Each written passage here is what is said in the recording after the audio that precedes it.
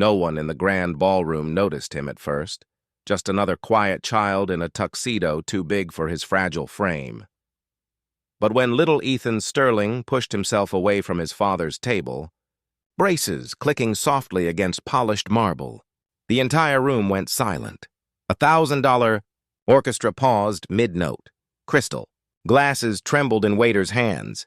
Even the chandeliers seemed to hold their breath, because Ethan wasn't walking toward any guest. He was reaching, trembling, hopeful, for the black waitress who had been moving silently between tables, unnoticed like background music. And when she knelt, smiled, and gently placed her hand in his, a billionaire's world cracked. The boy wasn't asking for help. He was asking to lead, and in a room built on pride, nothing is more dangerous than a child claiming his own rhythm. Her name was Amara Lewis, but in this room she didn't have a name, only a uniform. A crisp white dress, polished shoes, and the invisible weight worn by every woman who learns early that people only see what you do, not who you are. All night, she moved like grace stitched into motion, filling glasses, clearing dishes, smiling softly when ignored, smiling again when spoken to like she was furniture with a pulse. The elite whispered stock prices and legacies. Amara listened to stories about summers she'd never afford and vacations she'd serve meals on, never take, yet no one knew her truth. She wasn't just a waitress. She was a daughter who spent her nights studying nursing textbooks after double shifts. A sister who worked 3 jobs so her brother with autism never felt like a burden. A believer in kindness when the world gave her every reason not to be. And that night, in a ballroom dripping in wealth and entitlement, a little boy with silver hair and braces on his legs became the only person who noticed her heart before her uniform. But the moment she took his hand, she defied more than etiquette. She defied a world built to keep her in her place. Across the room, Alexander Sterling, the man whose signature could move markets, paused mid-conversation. The billionaire father, feared in boardrooms and adored in headlines, watched his fragile son reach not for privilege, but for a waitress. His smile froze. His pride hesitated. And for the first time in years, power felt small. He didn't know it yet, but that moment would rewrite his legacy forever. Ethan had seen kindness before, packaged, polished, performed for cameras and charity galas. But Amara's kindness was different.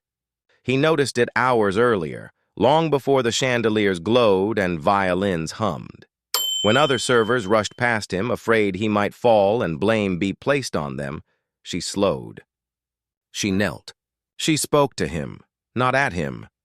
"Take your time," she whispered, adjusting his napkin so gently it felt like a blessing. "You lead your steps. The world can wait. No teacher ever said that. Doctors didn't say it."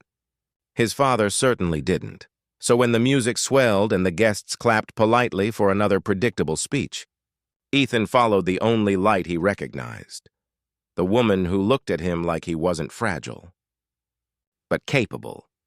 His tiny fingers reached for hers not by accident, but by faith. A child's instinct choosing heart over hierarchy. And when Amara rose, accepting his hand instead of pushing him back to his seat, the room gasped. It wasn't just a dance. Beginning, it was a rebellion. Because sometimes the smallest hand sparks, the biggest revolution, and every powerful person in that room felt it. Before Amara even took a step, whispers rose like smoke from golden tables. "Is she crazy? She's going to get fired." "That's the Sterling boy. You don't touch him." Every server froze mid-pour. A manager's hand lifted halfway, unsure whether to intervene or pray nothing went wrong. But Amara didn't flinch. Her breath steady, her spine straight, her hand still holding Ethan's like it was the most natural truth in the world. She knew exactly what the room expected of her: invisibility, obedience, silence. But she also knew what Ethan needed: dignity, courage, a chance to feel like more than an heir with fragile bones. So she whispered, "Ready when you are, little leader." And somewhere in that ballroom, Power shifted, and so quietly the rich didn't notice. But fate did. Ethan lifted his foot, trembled, and placed it forward. Amara matched him, slow and steady, like she was following royalty rather than guiding him. Gasps. Forks paused mid-air. A billionaire's son wasn't being carried tonight. He was leading one brave, shaking step at a time, and the next step would shake someone far more powerful. From the sapphire-lined VIP balcony, Elaine Sterling, Ethan's mother, rose sharply, pearls trembling against her collarbone. Her eyes narrowed, not at her son, but at the black woman holding his hand like she had earned a place in their world. Her voice hissed through clenched teeth to a nearby coordinator. "Stop her! Now!" But fate never pauses for privilege, and neither did Ethan's next step. The ballroom orchestra hesitated, bows hovering, confused by this unscripted moment breaking through polished routine. No one here preferred surprises, unless they were delivered by stock charts or diamonds. But this surprise walked with braces and courage. Ethan took another step, then another. A tiny rhythm, uneven but determined, like hope learning how to breathe. Amara didn't lead him. She followed him. Her arm floated near his for balance, but her movements mirrored his, honoring his pace, not fixing it. It was a lesson disguised as a dance. Some souls don't need saving, they just need space to shine. Whispers swelled into murmurs. "That waitress is out of line." "Where is security? Is she trying to get sympathy?"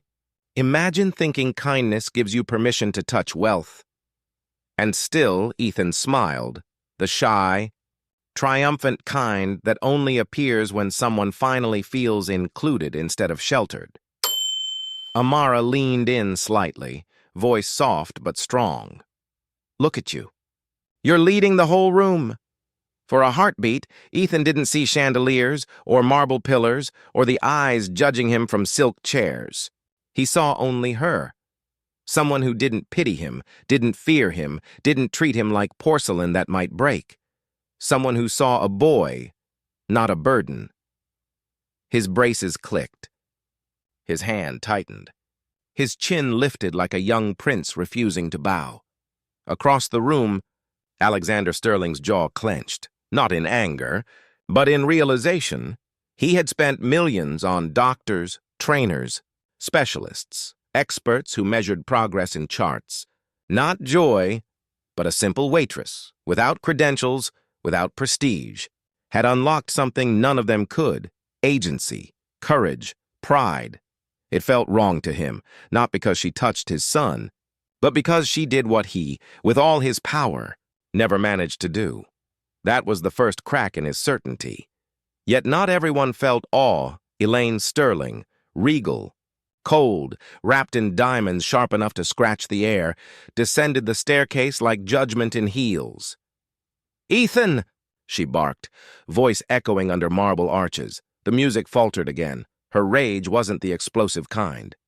It was polished, inherited, practiced in boardrooms and boarding schools where power was a syllable and respect was demanded, not earned. She didn't look at Ethan first. She looked at Amara, that same stare powerful women used when someone beneath them dared exist too boldly. "How dare you touch?" But she didn't finish, because Ethan, breath shaky, looked up at her, eyes filled with a plea she had never seen in him. "Don't take this from me." His hand didn't let go of Amara's, and that was rebellion enough. For the first time, Elaine felt something unfamiliar: fear. Not fear of scandal. She could crush scandals with the same ease she crushed negotiations. Not fear of germs or impropriety, but fear that her son, her carefully protected, meticulously controlled son, was choosing someone else's guidance over hers. Amara sensed the shift. Slowly, gently. She knelt so she was at Ethan's height again, letting him lean, but not collapse. "We can stop if you want," she whispered. "But I'm with you. Your choice." Ethan inhaled, shaky but proud. Then, just as softly, he nodded. No, not yet. He wasn't done. Gasps rippled through the room again, not because of Amara, but because of him. A disabled child standing his ground wasn't supposed to be powerful, yet here he was, tiny knees trembling but spirit unshaken. Alexander watched, and something inside him broke, the belief that strength came only from force, control, or wealth. Here, strength was small hands fighting gravity and expectations. Ethan lifted his foot again. Step, pause, step. The orchestra, unsure but moved by something ancient and human, resumed playing, softer this time. Delicate as a heartbeat finding rhythm, Amara followed. Ethan led, and the room that worshipped power learned a new religion for a moment: dignity. Behind them, a security guard received a nod from a trembling banquet manager. He hesitated, because even he could see it now. This wasn't insubordination. It was liberation. But rules were rules, and privilege hated defiance. He began to step forward, and just as his hand lifted to intervene, a voice stopped the world. A voice richer than the chandeliers, colder than steel, and powerful enough to silence violins. Alexander Sterling stood, and nothing in that ballroom would be the same again. Alexander Sterling didn't rise often, not at home, not in meetings, not even when closing billion-dollar deals. When he moved, industries held their breath, and now, every eye in that gold-washed ballroom shifted as he pushed back his chair and stood. Slowly, purposefully, like a verdict being delivered, the security guard froze mid-step. Elaine's lips parted in triumph, expecting her husband to shatter this moment with a single, merciless command. But Alexander wasn't looking at Amara. He wasn't even looking at his wife. His gaze locked on his son, trembling, struggling yet still leading. "Ethan," he said, voice low but steady, "is this what you want?" For the first time in the boy's life, Ethan didn't flinch when spoken to. He didn't lower his eyes. He didn't search for permission. He simply nodded, small, brave, unshakable. The billionaire exhaled, a quiet breath that sounded like surrender and revelation all at once. Then let him lead. Gasps burst across the room like popping glass. Elaine's face drained of color. The manager stumbled, and Amara's eyes softened with disbelief, not for herself, but for the boy who'd just been granted something priceless: choice. Alexander looked at Amara next, not with scorn, but confusion and reluctant respect. "I don't know who you are," he said quietly, "but thank you for letting my son feel strong." But gratitude was one thing, accepting the consequences that followed. This choice would be another battle entirely. For a heartbeat, one suspended between awe and disbelief, the ballroom felt human. Ethan smiled. Amara steadied him. Alexander breathed like a man who had never really inhaled before. Then reality snapped back like a whip. A board member's wife whispered sharply, "This sets a dangerous precedent. Staff shouldn't blur lines like this," another muttered. "If the media hears about this, the optics." And with every murmured objection, Elaine's anger sharpened into weaponry. "You're thanking her?" she spat, stepping closer to Alexander, voice trembling with insult. "She overstepped. She touched our son without permission. She embarrassed this family." A hush coated the room like frost. Alexander turned to her. "No," he said calmly. "She believed in him. She humiliated you," Elaine hissed. "And now you're letting our child be paraded around like some inspirational spectacle?" Ethan flinched. Not from weakness, but because he recognized cruelty when it was dressed in concern. Amara's hand gently squeezed his. "You don't have to listen to anything that hurts. You," she whispered. That sentence, small but defiant, ignited fury. Again, Elaine jabbed a manicured finger at Amara. "You will be terminated immediately. I will not have staff touching—" Alexander raised his hand, silencing her. "No!" The ballroom gasped again. "No!" Elaine echoed, stunned. He met her eyes, tone firm enough to quiet nations. "Not for kindness." Elaine's face twisted. "You're siding with her?" I'm siding with him, he replied, looking at Ethan. For once. The orchestra didn't dare move. Guests stared as if witnessing royalty fracture. A young waiter near the back whispered, Sir, I think he's finally seeing his son. His co-worker replied, Power does that. It blinds you. Until someone without power shows you the truth. Elaine's voice dropped to ice. You have embarrassed this family for the last time. When the board hears, let them hear, Alexander cut in. For years they've heard every excuse, every medical update, every apology for why my son struggled. And tonight they'll hear that he led. Silence. Heavy. Sacred, Ethan took another step. Then another. Amara followed, not guiding, but honoring. A mother scorned. A father awakening. A child rising. Yet while some hearts softened, others hardened. In a shadowed corner, two executives whispered urgently, already planning the PR spin. The internal review. The quiet corporate revenge. Because when the elite lose control, they don't surrender, they strategize. And Amara? She felt it. The shift, the unseen danger, but she didn't release Ethan's hand. Kindness is brave when watched. But it becomes heroism when the powerful prepare to strike back. Soon this dance would end, and the ballroom's lights would reveal who stood with compassion, and who sharpened knives in silk, pockets. The music faded into a trembling. Hush, not silence, tension. The kind that gathers just before a storm breaks. A ballroom, built for applause, was now holding its breath. Waiting to choose a side, Ethan led one more step. Tiny fingers clutching Amara's like a lifeline, his shoes scraped. Gently against marble, he did not fall. But the moment wasn't graceful, and it was true, and truth makes people uncomfortable. A tech magnate cleared his throat loudly. This is touching. But the boy is fragile. This is irresponsible. A senator's wife fanned herself. Imagine if he fell. Imagine the headlines. An investment CEO muttered, she's manipulating the moment, trying to gain sympathy. Every sentence wasn't about Ethan. It was about control, about maintaining the script, and punishing anyone who dared rewrite it. Alexander's voice rose, calm, unwavering. He is not fragile. He is strong, stronger than we ever allowed him to be. But even he couldn't stop what came next. Elaine's mother, the sterling matriarch herself, leaned forward, cane tapping like a gavel. Kindness is not the issue, she said coldly. Order is eyes, shifted. Respect, fear, power. Old. Money spoke with centuries of supremacy carved into every syllable. She pointed at Amara without mercy. You broke protocol. You touched what was not yours. You do not get to decide his dignity. We decide.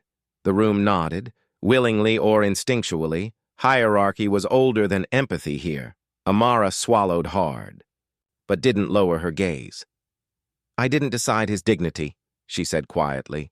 I just respected it. A murmur, soft. Shocked. Even Alexander blinked. The old matriarch's eyes narrowed like a blade being sharpened. Respect isn't your place. Your place is to serve. And when servants forget their place, Ethan suddenly let go of Amara's hand. The room froze. He stepped, not toward his mother, not toward his father, but toward his grandmother's cane. Shaking, determined, he lifted his foot and pressed down on the wooden base. A child's rebellion, a fragile foot stepping on centuries of superiority. Gasps erupted. Amara didn't move, but her eyes filled, not with fear, but something fiercer, pride. And in that heartbeat, a family built on wealth faced the one thing money could never silence. A child choosing his own worth. The ballroom didn't breathe. Ethan's foot pressed down, tiny and shaking, but unyielding, on the cane that symbolized generations of unquestioned authority. A single act, quiet as a prayer, loud as a revolution. The matriarch stiffened. What do you think you're doing? She whispered, scandal and disbelief strangling her voice. Ethan didn't speak. He didn't need to. Some truths are louder than words. Alexander's jaw tensed, not with anger, but awe. He saw it, The courage, the independence, the voice that medicine and money could never give his son. Elaine's hand flew to her mouth, but it wasn't worry. It was offense. Her power had slipped, not into chaos, but into honesty. And Amara. She stood still, her presence a shield without lifting a hand. Ethan wasn't defying his family. He was choosing himself. And the moment a child discovers his own worth, the powerful tremble. The private dining hall, no longer felt like a sanctuary of wealth. It felt like a courtroom without a bench. Marble didn't gleam. It shivered. Chandeliers didn't glow. They hovered like witnesses unsure which side history would favor. For the first time in his life, Lucas Sterling Montgomery, heir to a dynasty built on steel, capital, and cold logic, stood taller leaning on a cane than he ever had sitting in privilege. His cane pressed quietly but defiantly on Elaine Sterling's polished shoe, the simple wooden handle trembling in his hands. The boy wasn't rebelling. He was declaring something even more dangerous. "I don't want to be fixed," he whispered. And that whisper shattered generations of Sterling pride louder than a shattered glass crystal. Elaine recoiled as if struck by lightning. "Richard!" she hissed, voice trembling with outrage. "Control your child." But Richard didn't move. Not this time. He stared at his son, really stared, and realized something terrifying and beautiful. He had never actually seen him before today. Not truly. He had seen the injury, the struggle, the medical charts, the expectations. But not the boy, not the leader. "I'm not broken," Lucas continued, breath shaky but courage unwavering. "I don't need perfection. I just need room. Room. Not pity, not protection. Just room to live. A sentence years in the making, finally spoken. But room was the one currency this family never gave freely. Elaine's veneer cracked, frustration twisting every elegant line of her face. "You're embarrassing us," she said, voice tight. "Stand properly. Show strength." Lucas looked up at her, and his voice, soft but sure, sliced through the old rules like a blade dipped in truth. "This is strength." Silence cut deeper than any sword. Around them, wealthy patrons froze mid-sip, mid-breath, mid-judgment. The air felt heavy, charged, as if the universe paused to watch a generational throne wobble. And through it all, Amara stood near, steady like gravity. Not touching, not helping, just being present. Support without force, love without demand, dignity without rescue. Richard's eyes softened, shoulders sagging under decades of expectations, suddenly feeling unnecessary. He wasn't losing control. He was finally realizing he never needed it. Elaine, however, refused surrender. "You!" she snapped at Amara, fury barely bridled. "You did this. You filled his head with false courage. You turned him against his family." Amara didn't flinch. "I didn't turn him anywhere," she replied quietly. "He stood up on his own. You just didn't expect him to." A murmur rippled across the room. Admiration from some, scandal from others, fear from those who sensed a dynasty being rewritten before their eyes. Elaine shook not from age, but from the terrifying truth she could no longer deny. Loyalty built on obedience was collapsing, and in its place, a young boy was building something new, not rebellion, identity, and that is far more dangerous to those who rule through fear. Richard exhaled, long, heavy, freeing. "Mother," he said slowly, voice trembling with something new. Humility. "Ethan doesn't need us to lead him anymore." He looked at his son. "He just needed us to stop standing in his way." By evening, the Ballroom Whisper Network had transformed into a wildfire. Guests drifted in miniature clusters, crystal glasses half forgotten, pearls nervously thumbed, cufflinks adjusted like shields, as they replayed the moment over champagne-thinned breath. A Sterling heir defying tradition? Did you see him move? He led. And that waitress, Did you witness her composure? Royal, almost. Dangerous. Hope is contagious, the nouveau riche murmured. Old money families clenched their jaws. Board members exchanged glances with the intensity of men guarding empires built on predictability. Seeds of doubt dug into marble-polished foundations. For decades, the sterling legacy had functioned like a formula. Power plus control, South security. Emotion was a leak. Compassion was a crack. Vulnerability was an enemy. But that equation had just been rewritten in the most public room in Manhattan. Richard moved through the crowd in a haze, each step feeling less like a march and more like an awakening. His billionaire armor, the stoic silence, the strategic nods, the untouchable coolness, felt suddenly childish. His son wasn't fragile. His ego was. And Amara. She hadn't broken order. She'd revealed truth, yet gossip didn't honor truth, only the illusion of power. I heard she manipulated the boy. No, she inspired him. Either way, she must go. Opinions swirled like perfume and poison.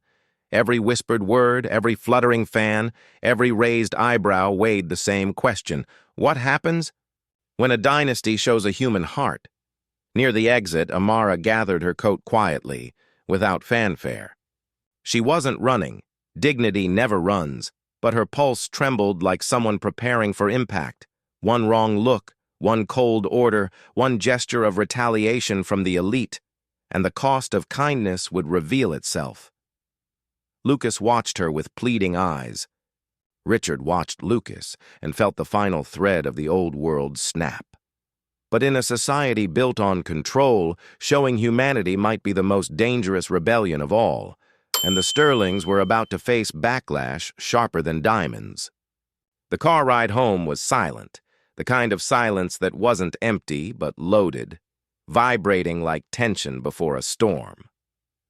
Outside, Manhattan sparkled like a city pretending it wasn't watching.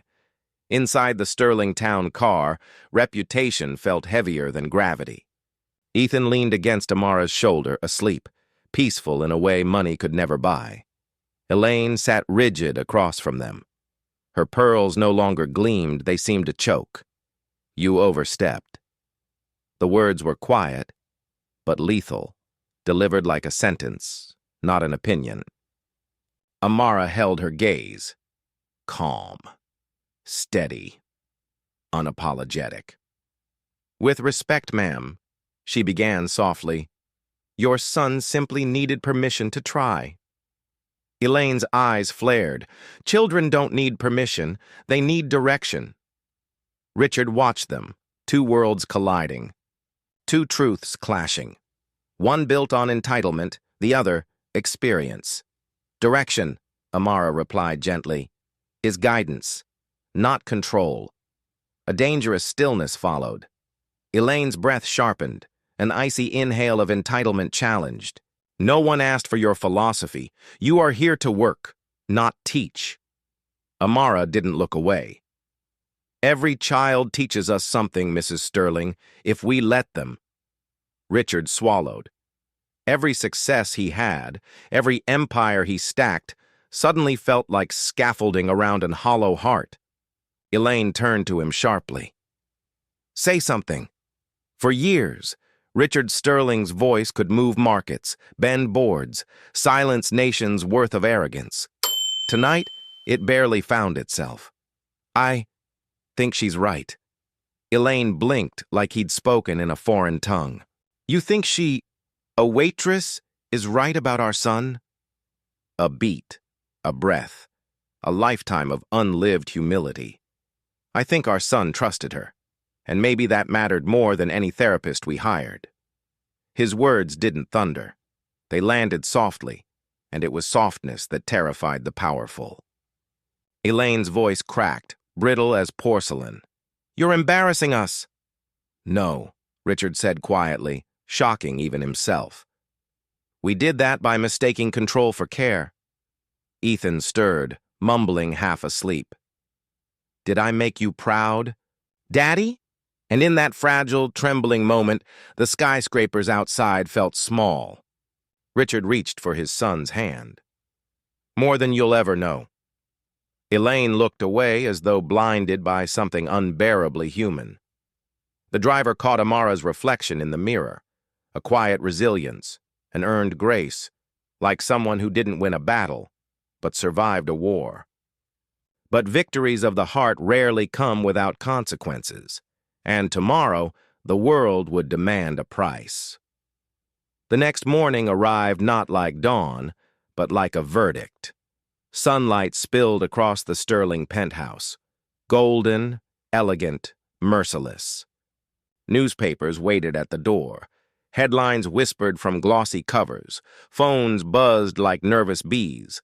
Manhattan always woke hungry for a story, and the city had tasted something different last night, vulnerability among the untouchable. Richard stood by the window, looking down at the world he ruled, yet for the first time didn't feel anchored to power. He felt tethered to something unfamiliar. Truth. Behind him, Amara buttoned her coat quietly, preparing to leave. Her shift was done. Her role, at least the one society assigned, was complete. "You don't have to go yet," Richard said gently. She smiled, soft, respectful, unshaken. "My role was to help Ethan walk, not to take a place that isn't mine." Ethan shuffled into the room, sleep hair wild, brace clicking softly. "Amara? You're going?" Before she could answer, a voice floated from the hallway, crisp, venom-dipped. She should have left last night. Elaine entered like winter, sharp, cold, unbending. She walked past Amara as if she were a shadow, not a person. "We need to restore order," she continued. "Damage control. The board is already asking why our son was paraded around like a spectacle." Richard turned. Something new burned in his voice. "He wasn't a spectacle. He was free." Elaine scoffed. "Freedom is a luxury earned, not handed to waitstaff." The room froze. Amara remained still, but dignity radiated from her like light refusing to bow. Richard stepped in front of Elaine, voice steady. "You're mistaking class for character. And today, they are not on your side." Elaine laughed once, brittle, hollow. "You think donors will applaud? Investors? Our peers?" She looked Amara up and down, measuring, diminishing, failing. "This woman threatens our reputation." Amara spoke then, soft but steel-lined. "No, ma'am. I exposed the weakness in it." Silence punched the air. Then, a sound. A second. A voice still learning confidence, now unfiltered. "Mom," Ethan whispered, "I don't want help anymore. I want to lead." Elaine's face paled. "Where did you learn that?" Ethan took a step, slower than last night, but independent. From her. He looked up at Amara like she was a lighthouse. And from me. Childhood wasn't gone. It was evolving into courage. Richard exhaled, the weight of decades crumbling. "Ethan deserves to write his own story," he said. Elaine turned. She wasn't losing power, she was losing certainty. And what happens to our place in society? To our legacy? Richard looked at Amara, then at their son. "Maybe legacy isn't who bows to us, but who rises because of us." The words weren't dramatic. They were honest. Amara blinked, caught between gratitude and grief. "You don't owe me anything, Mr. Sterling." "No," he replied softly. "But I owe him everything." He placed a tender hand on Ethan's shoulder. "And last night, he reminded me of the man I used to want to be." Elaine's voice finally cracked. "And who are you now?" Richard smiled, small, real, unpolished. "A father trying to follow instead of control." The room exhaled, not in surrender, but in rebirth. Amara bowed slightly, not submissive but grateful, then turned to leave. "Goodbye, Ethan. Keep leading." He nodded fiercely, brave in innocence. And as the door closed behind her, silence didn't return. Instead, something louder took its place. Possibility. But when the powerful soften, the world doesn't applaud. It circles, judges, and prepares to strike. And outside that penthouse door, Manhattan was sharpening its teeth. By noon, New York had already chosen sides. Screens across Manhattan lit with headlines like Neon Judgment, Sterling Empire Shaken, Sun Defies Tradition, Billionaire Heir Walks Without Aid, with help from Waitress. Sterling Matriarch loses grip? Some celebrated courage. Others whispered scandal. But everyone paid attention. On Wall Street, analysts speculated like vultures circling change. Is Sterling losing control? Leadership crisis? Public sentiment shifting? Potential brand pivot? The Sterling Corporation, one of the country's most ancient financial giants, had always been made of stone. Today it felt like glass under pressure. Inside the skyscraper's executive conference room, the board gathered, tense and pinstriped, smelling like power and fear. A display screen projected Ethan's tiny, determined steps from last night, viral already, shared 100 million times, dissected frame by frame. To most of the world, it was inspiration. To old guard shareholders, it was a threat. He wasn't following therapy protocol. Who authorized public exposure? Optics aside, who is this woman? Their voices stacked like weapons. Richard sat at the head. The throne felt colder than ever. He'd worn authority like armor his entire life. Today it felt like chains. Our son walked, he said quietly. Led even. That is not the point, Board Chair Harrington snapped. Order protects legacy.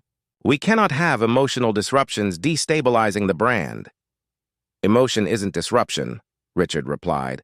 It's humanity. Gasps. The taboo word humanity. Lethal in rooms built on control. Elaine sat beside him, jaw locked, refusing to lose ground again. The Sterling name has survived wars, recessions, political storms, she declared. It will not bend to a waitress's philosophies. A young board member, newest, sharpest, not yet fossilized, finally spoke. With respect, he adjusted his tie, breath shaking slightly. Isn't the world changing, though? People connect to authenticity now. Soft power matters, old men scoffed. Softness was weakness to them. And weakness was death. Elaine turned ice into language. We cannot afford to look unstable. We must reaffirm authority. Authority maintains confidence. And what about Ethan's confidence? Richard asked, voice raw for the first time. She didn't answer. Silence answered for her. A notification pinged. Then another. Phones buzzed around the table like locust wings. Young boy stepping on his mother's cane, shattering symbolism with innocence. Comments blew up. He stood up to privilege, literally. Let him live. Protect that kid at all costs. And the woman? She's the real hero. The world was shifting, right beneath their polished shoes. Harrington rubbed his temples. This is becoming a cultural lightning rod. We need narrative control. Do we reprimand staff? Issue formal apology for breach of protocol? No, Richard cut in. Not punishment. Not silence, support. Support? Several echoed horrified. We honor her. She didn't embarrass this family. She reminded it to breathe. Elaine's eyes burned like frostbite. You would elevate staff over heritage? I would elevate truth over image, he replied. For once. His voice wasn't commanding like before, not polished for business halls. It was human, which made it terrifying for those who worshipped structure. Elaine leaned in, whispering venom only he could hear. You're undoing decades. He will crumble under expectations if you let him choose. Power protects him. Freedom destroys him. No, Richard murmured. Control destroys him. I saw it. Last night I saw it. A tremor passed through the table, not physical, ideological. The board sensed it too. This wasn't temporary. This man was changing. And change in a dynasty is contagion. Meanwhile, downstairs, employees had paused work entirely, clustered around phones replaying the dance, retelling that moment where a billionaire's world cracked open for something real. Security guards whispered, Receptionists discussed legacy like philosophers. Even traders on the 42nd floor paused between market calls, not because a child walked, but because a fortress softened. Softness was headline news.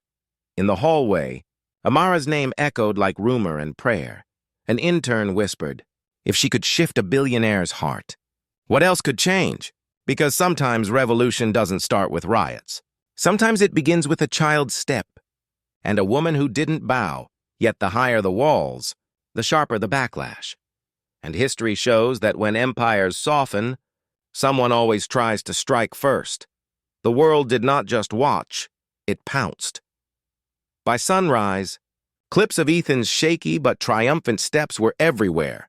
TikTok, CNN banners, political podcasts, Black Twitter, Wall Street forums, parenting blogs, academic think pieces about autonomy and privilege. One moment, one child, one woman, and suddenly everyone had an opinion. Is this the end of strict elite parenting? Billionaire softened by Waitress. Power dynamic questioned. From silver spoon to small steps, the sterling evolution. Hero nanny or boundary-breaking employee? Cable hosts debated in heated segments. Some celebrated, that woman saw a child, not a brand. We need more like her, some sneered. Inspiration? Or a reckless breach of protocol? Billion-dollar family at risk. A famous conservative anchor scoffed, next thing you know, waitstaff will be telling CEOs how to run companies. An emotional activist countered, maybe they should. Humanity beats hierarchy every time. In Black community circles, a different tone surged. Protect that woman. They're gonna villainize her. We've seen this story before. Power hates freedom given to the powerless. Parents everywhere wrote tear-soaked posts. My child struggles with mobility. That moment gave me hope. Old money socialites murmured in private clubs. Our world is cracking. If it becomes fashionable to treat staff as equals, what then? Young entrepreneurs flooded Twitter. Leadership is changing. This is the blueprint. Sterling Corp PR advisors drafted statements like surgeons trying to stop cosmic bleeding. Draft number 1. We maintain strict boundaries between staff and family. Deleted. Draft number 2. We support compassionate developmental care. Too soft. Draft number 3. The Sterling family prioritizes emotional and social growth alongside tradition. Leaked. Board members argued over tone while the internet crowned its queen. Amara movement, millions of posts under it. Parents, therapists, disability advocates, educators, reclaiming the moment as theirs. Another hashtag trended, let him lead and beneath both. Quietly rising. Protect Amara because the world knew something dangerous.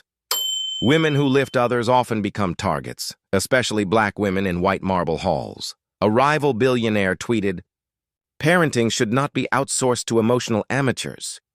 Was ratioed into digital dust. But the sentiment simmered offline. Resentment among elites who sensed a threat to hierarchy. Talk. Show panels analyzed the Sterling marriage, like it was geopolitical conflict, and investors whispered, if he's changing values, is he changing vision? Markets didn't crash, but they trembled. Not from fear, from uncertainty. Dynasties hate uncertainty more than scandal. She sat alone in her tiny apartment, lunch untouched, phone buzzing every second, articles pinged. TV invitations piled up, book agents called, advocacy groups praised her. Strangers begged for advice, and yet she just stared at one notification. Voicemail, Richard Sterling unread, because she wasn't chasing fame. She was bracing for consequences the world rarely sees, the quiet punishment when the powerful feel challenged. Her sister texted, "Are you safe?" Amara exhaled. "I'm calm," she replied. Calm did not mean unafraid. Calm meant ready. And somewhere in a penthouse flooded with gold light and panic, a billionaire prepared to do something unthinkable. Tell the truth, publicly. But exposing heart in a world built on armor? That's war. Empires don't crumble in explosions. They crack, quietly at first, then all at once. And today, The Sterling Empire felt like a chandelier swaying before the fall. The crisis.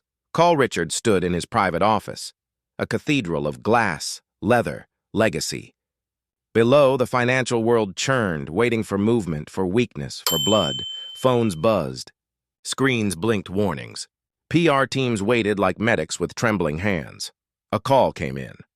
The White House Office of Economic Affairs. He stared at the name. When a dynasty shakes, governments take notice.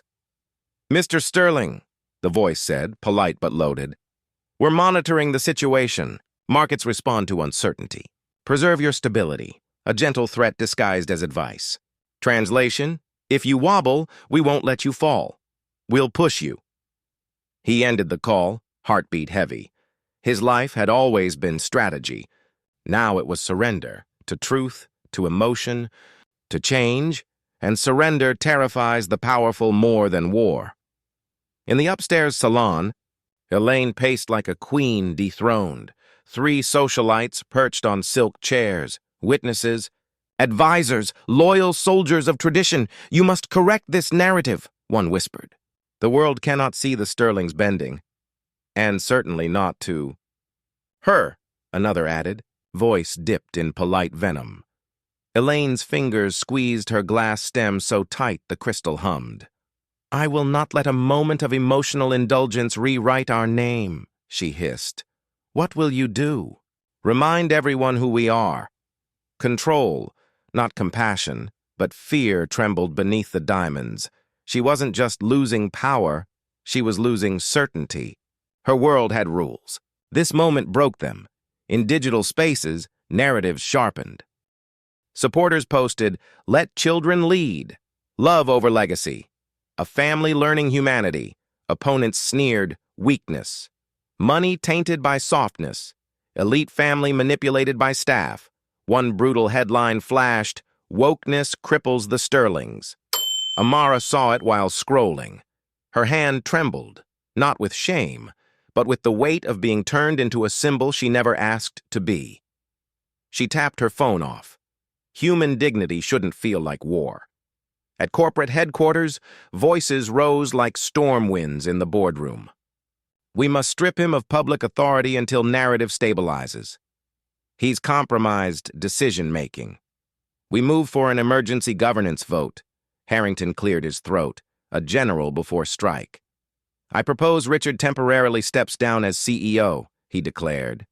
Richard entered in silence, not late, not intimidated, only calm, which is power evolved. You think compassion weakens me, he said. It didn't. It revealed truth. Laughter, brittle and nervous, flicked around the room. Truth doesn't move markets, a director spat. Confidence does. Confidence, Richard replied, is not fear disguised as control. Eyes widened, shock at defiance, fear of vulnerability, anger at redistribution of emotional power. This is a vote, Harrington demanded. But before they could raise hands, a knock, a secretary rushed in, face pale, voice shaking. Sir, the governor's office and 4 major international banks are requesting statements. They say if we penalize compassion, they'll reconsider partnerships. The room froze. Power had shifted, not from wealth to poverty, but from control to conscience. The board, shaken, withdrew the motion. Richard didn't gloat. He simply breathed, as if inhaling for the first time in years. But while adults fought over legacy, a child felt the fallout. Upstairs, Ethan sat alone, clutching his brace. The internet, celebration, debate, noise, had reached him. Someone online had typed, poor kid. Parents using him for attention. Another, disabled children shouldn't be thrust into politics. He felt something he couldn't name. Guilt. Had he done wrong? He whispered into his pillow, I didn't mean to break anything. The door creaked. Richard entered, sinking beside him. Am I in trouble? Ethan asked, voice wet with fear. Richard's chest cracked open. No, he whispered. You started healing us. I don't want people mad, Ethan cried. I just wanted to try. Richard pulled him close, gentle, steady. I know.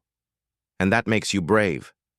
Is bravery bad? No, Richard said, voice thick. But sometimes the world fears what it needs. They sat like that, father and son, no empire between them, just a heartbeat shared. In her apartment, Amara folded laundry, pretending normalcy. Then she paused.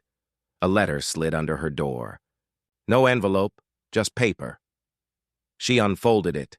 You embarrass our world. Know your place, no signature, no threat spelled out. But harm doesn't always shout. Sometimes it whispers in poison. Her eyes closed, not afraid, tired, not defeated, steady. She placed the note down, whispering to herself, change always collects a price. Her phone buzzed again, voicemail from an unknown number. She let it ring out because sometimes silence is armor. But she knew this. She would not bow. That evening, Richard stood over a blank prepared corporate statement. Cold, sanitized, lifeless. He pushed it aside. Tonight wasn't for saving a brand, it was for choosing who he wanted to be. He walked to the balcony overlooking the city. Ethan by his side, tiny hand in his. Camera crews gathered below in the courtyard. The world expected apology, retraction, reassertion of power. But Richard wasn't going to defend tradition, he was going to welcome a new one. He exhaled and whispered to Ethan, ready to show them how real strength leads? Ethan nodded. Together they stepped toward the microphones. And as the world held its breath, waiting for legacy to roar back, a billionaire and his small, determined son prepared to speak not like royalty, but like people. And that, in a world obsessed with power, is the most dangerous rebellion of all. Night settled over Manhattan like velvet stitched with headlights. The plaza below the Sterling building pulsed with reporters, cameras, and citizens clutching homemade signs, hope drawn in marker, curiosity sparkling in nervous eyes. Some signs read, "Let him lead." "Compassion is power." "Protect Amara." Others? Not as kind. Progress always attracts shadows. Up on the marble steps, 1,000 silent breaths waited. Then the doors opened. Security stiffened. Cameras pivoted.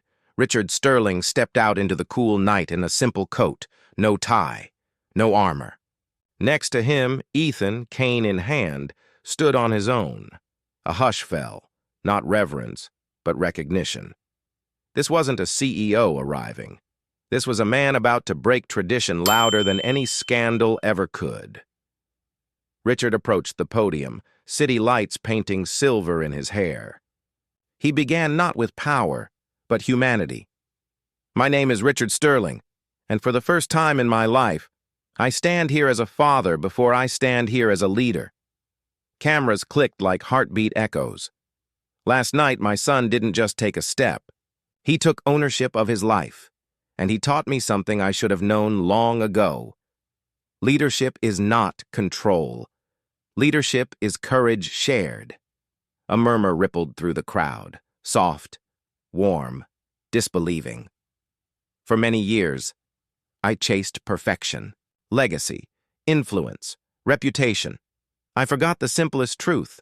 We are not measured by who we lead, but by who we lift. Gasps, hands over mouths. Reporters scribbling like history depended on ink speed. I was raised to believe power protects. I was wrong. Compassion protects. Compassion strengthens. Compassion builds futures money alone cannot buy. He turned slightly, looked down, not at cameras, not at critics, at his son. Ethan showed me that independence isn't rebellion, it's growth. And growth sometimes looks like letting go. A tear slid quietly down Elaine's cheek where she watched from behind the glass inside. Pride, loss, fear. Only she knew. Richard looked back to the mic. And there is someone else, someone whose strength and grace changed our lives. Backward breaths. Paparazzi leaned forward. Phones shook in hands. Her name is Amara. The crowd stirred. Soft gasps, hope lifting heads like flowers toward sun. She didn't break rules. She broke fear. She didn't challenge our family. She challenged our assumptions, and because of her, my son believed he could lead. Silence. Heavy. Holy. So today, I ask for something not common in halls of privilege, humility, and gratitude. A pause. Weighted. Human. Amara is not staff. She is not background. She is not replaceable. She is a teacher, and she is part of our story now. The plaza buzzed, like electricity realized it was alive. Richard straightened, voice settling into firm resolve. Therefore, effective immediately, the Sterling Foundation will launch a global initiative, the Freedom to Try program, a movement to empower children with physical challenges to lead their own journeys, not be carried through them. 2. Build programs in community centers, schools, hospitals, anywhere children dream. Flashes blinded, reporters mouthed historic like prayer. We will fund training, support specialists, and expand independent mobility programs nationwide. Every child deserves to decide the pace of their steps. He turned to Ethan. And one day, when he's old enough, Ethan will help lead it. Ethan's eyes widened, shining like lakes reflecting sunrise. He whispered, barely audible, but the world heard it like thunder. "I will," a reporter called out, bold and trembling. "Mr. Sterling, aren't you afraid this makes you look weak to investors?" Richard smiled, gentle, unshaken. Strength built on fear is weakness. Strength built on humanity is unbreakable. Another fired. "Are you stepping down from the CEO role?" He shook his head. "No, I am stepping up." Cheers burst, messy, surprised, emotional. Across town, Amara watched the broadcast, fingers pressed to her lips. Her breath trembled, not out of shock, but because someone powerful finally said what she'd lived her whole life. Dignity is not a gift, it is a birthright. Her phone vibrated again. Not threats this time. A car waiting outside, a message from Richard. "You lifted us, now let us lift others. Will you join this mission? Not as staff, but as partner?" She closed her eyes. A deep inhale. A quiet, earned pride bloomed through her chest. She stood, not to submit, to rise. Back on the steps, the crowd dissolved into applause and whispers and beginnings. Reporters shouted questions, but Richard didn't answer. They weren't his priority. He lifted Ethan instead, soft laughter breaking the polished edges of the world. "Daddy?" Ethan whispered into his ear. "What did we do?" Richard smiled. "We changed direction." Ethan blinked. "Is that scary?" "Yes," Richard answered honestly. "But brave things usually are." A journalist caught that line. It would headline tomorrow's papers, and for the first time in Sterling history, the legacy wasn't built on dominance, but on shared strength. In a world obsessed with power, remember this. Sometimes the bravest thing a leader can do is learn to follow. If this story moved you, share it, because change spreads in whispers before it roars. Subscribe for more powerful stories about courage, justice, and humanity. Turn on notifications. Don't miss the next transformation. Comment below, should Amara accept the partnership? Or stay independent and build her own movement?